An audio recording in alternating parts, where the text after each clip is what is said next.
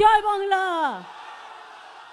জয় বাংলা, জয় হিন্দ, জয় হিন্দ, জয় হিন্দ। আচ্ছা, এবার আমি বোলপুর শান্তিনিকেতন, আমাদের